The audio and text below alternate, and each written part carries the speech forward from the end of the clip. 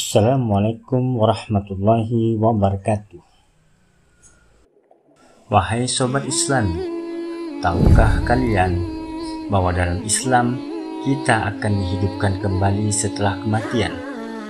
Simak 7 tahap kehidupan setelah kematian menurut Islam. Manusia yang telah meninggal akan dihidupkan kembali di hari kiamat dan dihitung amal perbuatannya sebagai catatan apakah mereka masuk surga atau neraka. Namun, terdapat beberapa tahapan kehidupan yang manusia harus jalani sebelum dapat memasuki surga atau neraka. Tahap kehidupan setelah kematian menurut Islam yang pertama adalah alam kubur atau alam barzakh. Setelah manusia meninggal dunia, mereka akan berpindah ke alam kubur atau alam barzakh. Di alam kubur tersebut, manusia akan bertemu dengan malaikat Munkar dan Nakir yang akan bertanya pada mereka mengenai agama. Malaikat Munkar dan Nakir akan bertanya kepada manusia siapa Tuhan mereka, apa agama mereka, apa kitab mereka, dan siapa nabi mereka. Manusia akan terus berada di alam kubur sampai tiupan sangkakala berbunyi.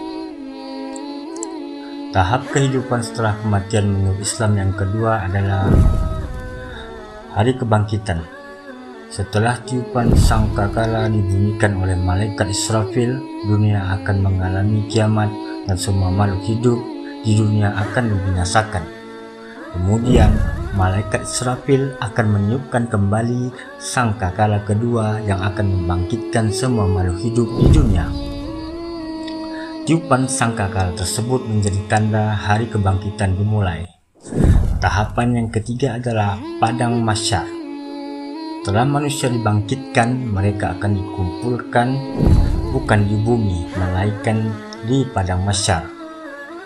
Padang mahsyar ini merupakan sebuah tempat yang datar yang sangat luas dan kering, dengan matahari hanya berjarak 1 jengkal dari kepala manusia dan terus menyinari padang ini. Di padang mahsyar ini, orang-orang kafir dan musyrik akan merasa sangat kepanasan, sedangkan umat muslim tidak merasakan kepanasan karena Allah memberikan rahmatnya. Setiap manusia yang ada di padang mahsyar mulai diadili amal perbuatannya dan diiringi oleh 2 malaikat. Malaikat pertama bertugas sebagai pengiring manusia, sedangkan malaikat kedua bertugas sebagai saksi perbuatannya di dunia. Tahapan yang keempat ialah Yaumul Mizan atau hari penimbangan. Setelah dibangkitkan di padang mahsyar, manusia akan dikumpulkan berdasarkan nabinya. Mereka akan berbaris dan menunggu Yaumul Mizan atau hari penimbangan ketika amalan mereka ditimbang baik ataupun buruk. Sementara itu, jika manusia timbangan buruknya lebih banyak, maka mereka akan mendapatkan kecelakaan. Tahapan yang kelima adalah Yaumul Hisab atau hari perhitungan.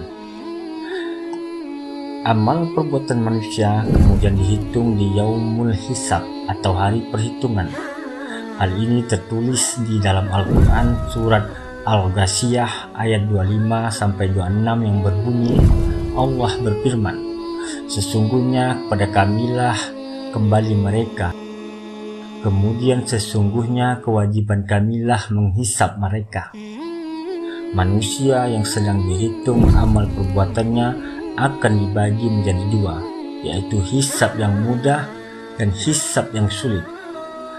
Berdasarkan hadis Ahmad, Rasulullah SAW menjelaskan apa itu hisab mudah. Kemudian dari Aisyah radhiyallahu anhu, ia bertanya tentang apa itu hisab yang mudah. Rasulullah SAW lantas menjawab, Allah memperlihatkan kitab hambanya, kemudian Allah memaafkannya begitu saja. Barang siapa yang dipersulit hisabnya, niscaya ia akan binasa. Hadis riwayat Ahmad. Tahapan yang keenam adalah jembatan Shiratal Mustaqim. Kehidupan setelah kematian berikutnya menurut Islam adalah melewati jembatan Shiratal Mustaqim. Jembatan ini hanya memiliki lebar sekecil rambut dan sulit untuk dilewati. Orang-orang yang lolos menyeberangi jembatan ini akan masuk surga, sedangkan orang-orang yang jatuh akan masuk neraka.